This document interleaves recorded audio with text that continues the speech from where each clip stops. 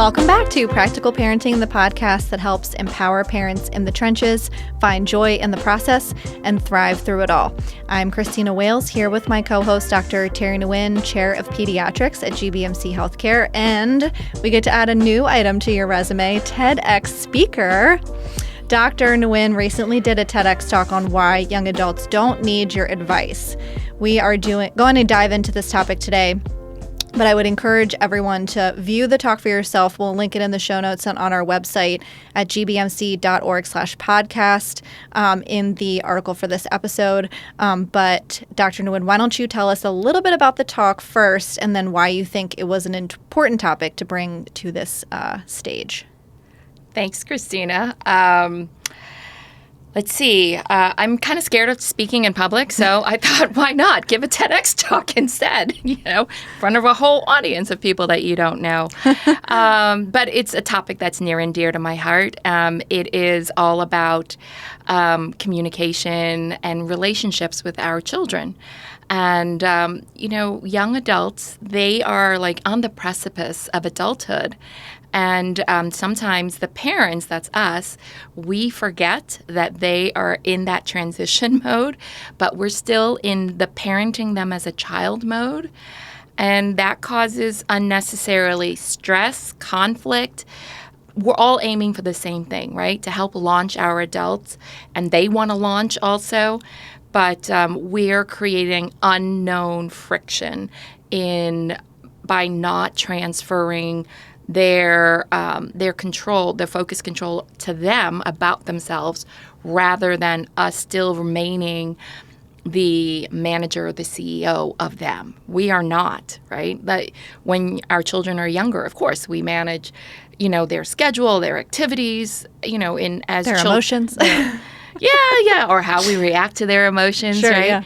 But then as they're in adolescence and in young adulthood, the goal is to transfer that locus of control for them to them, right, with help from us. And that's a big job for us parents. We need to kind of step back and go, oh, I know I could do this faster. Remember when your kids were younger and it would take forever to get that coat on? And you know that if you help them, it'd be faster, but they're not going to learn how to put on their coat. So guess what? If you problem solve for them still in their young adulthood, meaning like high school, college, they will never learn those skills from themselves. And these are life skills, right? Yeah. So, and sometimes it's really cringy. You're sitting and you're watching and you know this, whatever event is happening to your young adults, you're like, oh, this is just not going to end well. I mean, no one's going to die, nothing catastrophic, but maybe like, oh my gosh, this person is going to break my daughter's heart. But if you say anything, you are evil.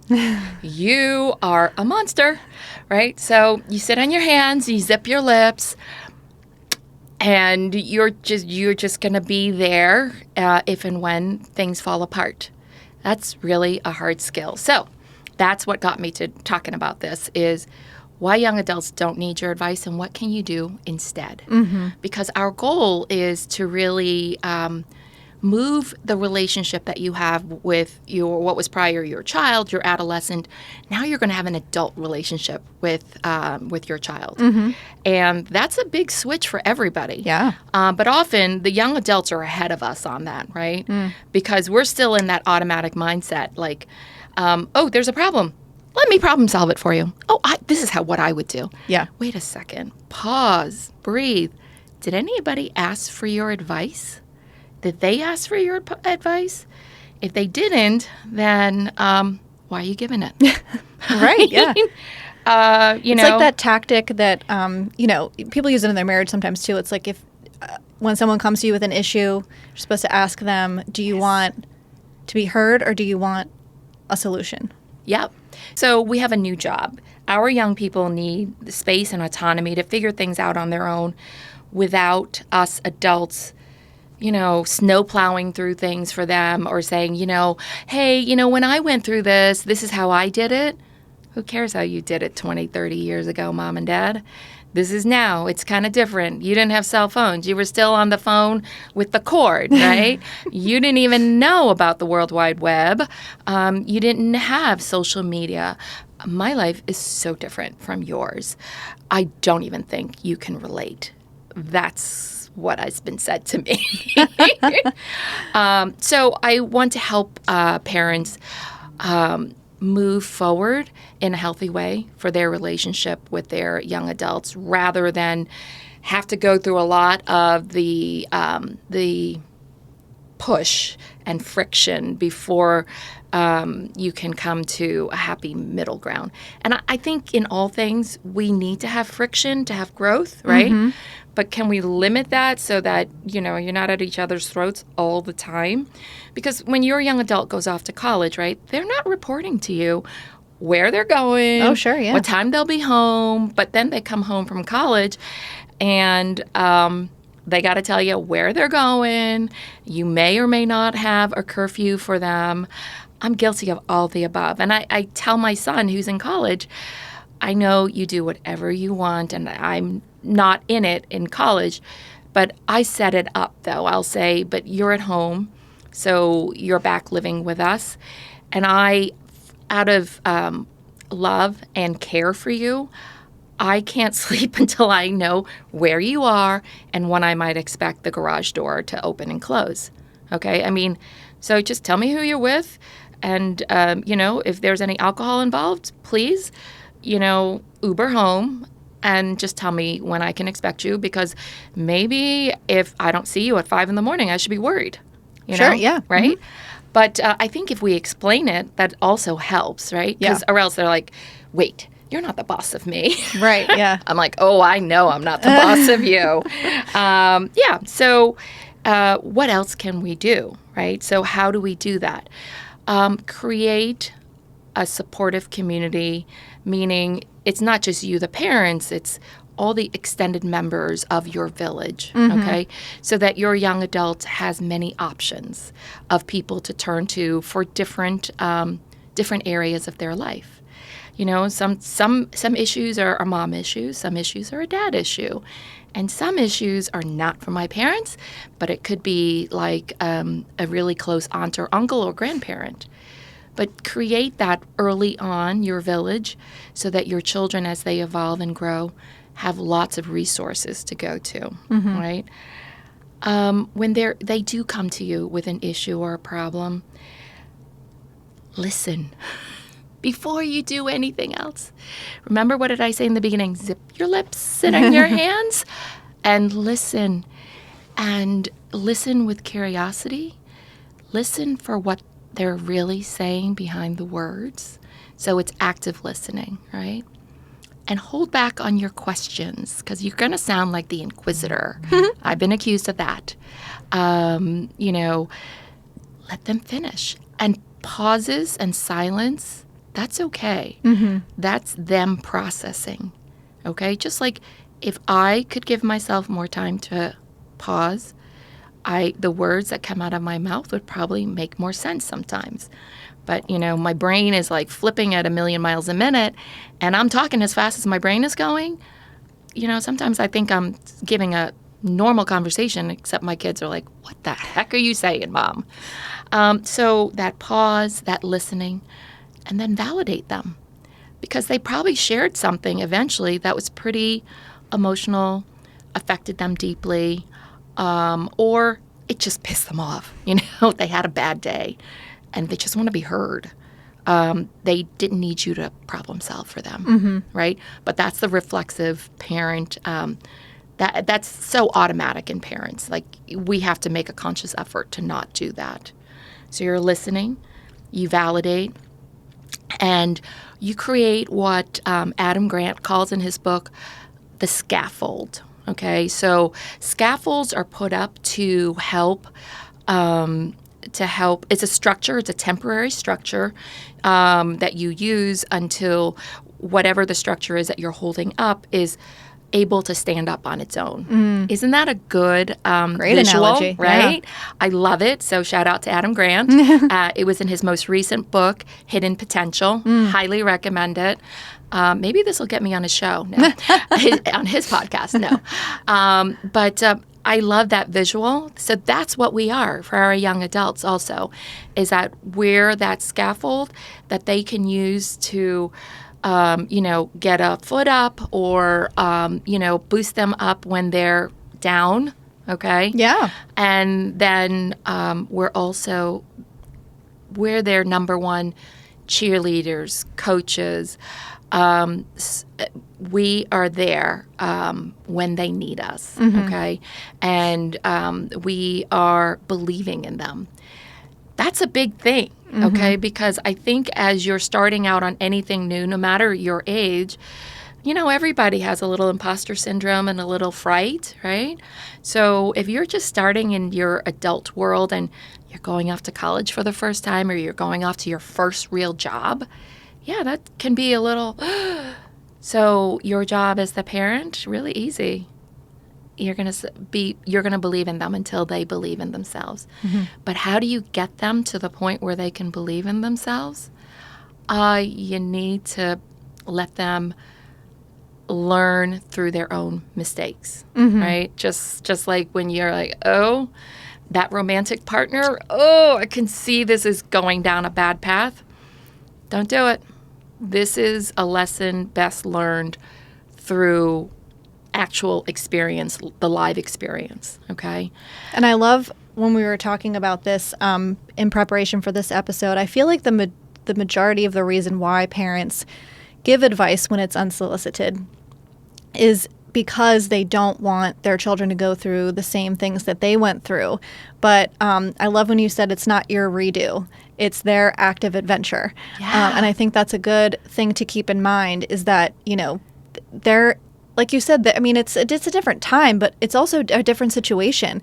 Maybe you had a relationship in your teens that went south, but this is a different partner. This is a different situation. Like you don't know what the outcome's going to be. So for you to put your own sort of experience and your own story. Right. Don't throw your story right. onto them, right? This is their own story. Yeah. You've had your story already. Right. Yeah, and that was history now. So your advice almost doesn't even apply. You can share it as an experience. I had this happen, maybe look out for this. But, in terms of like, this is not a good idea, step away, maybe it's just how to reframe your advice in a more palatable way.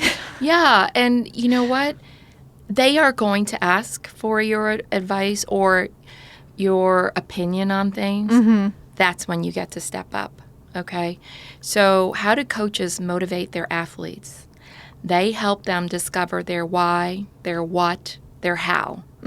And they meet their athletes where they are, and they are side by side with them as they're building their skills, right? And we adjust the workout or adjust the training as needed. So that's what your job is now too, okay? Your child, your young adult has it in them. Your job now is to help. You've already nurtured them, okay? So the seed's been planted, it's been watered, there's been sunshine. So now you're helping them open those leaves and bloom and blossom into the flower that they were meant to be.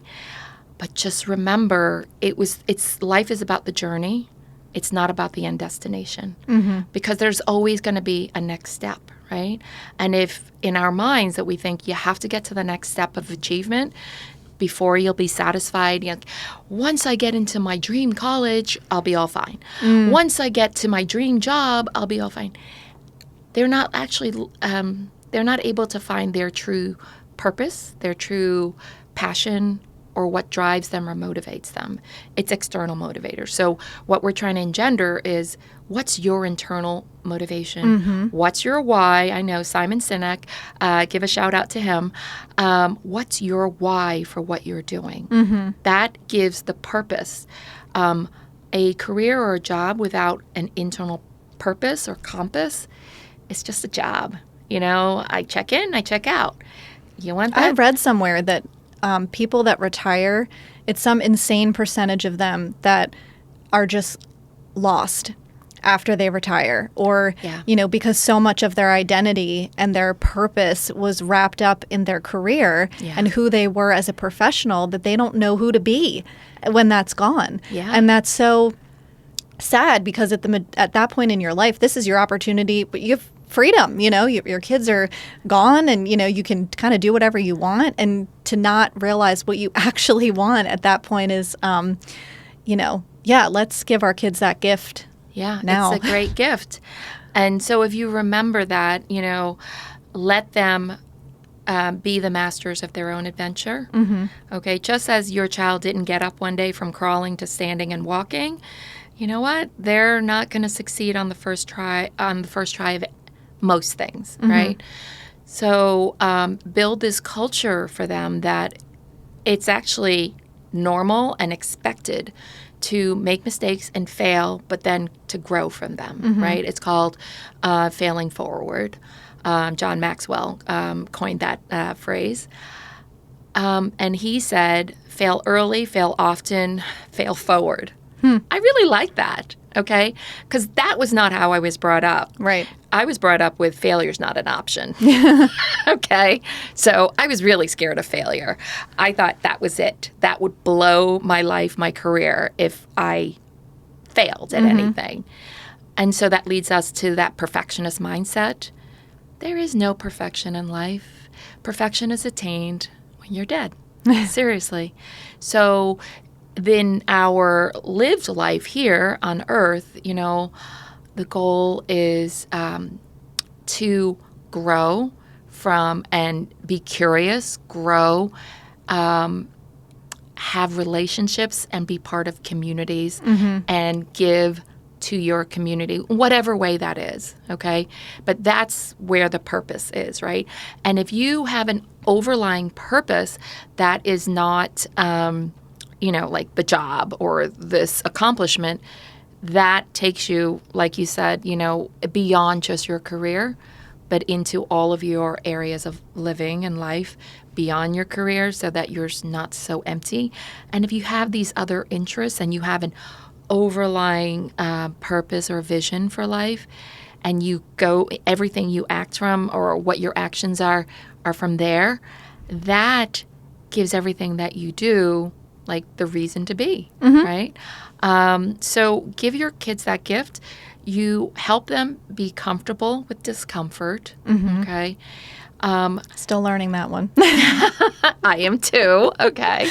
But hey, that's what that TEDx talk was about. Yeah. Being comfortable with discomfort. Face your fears.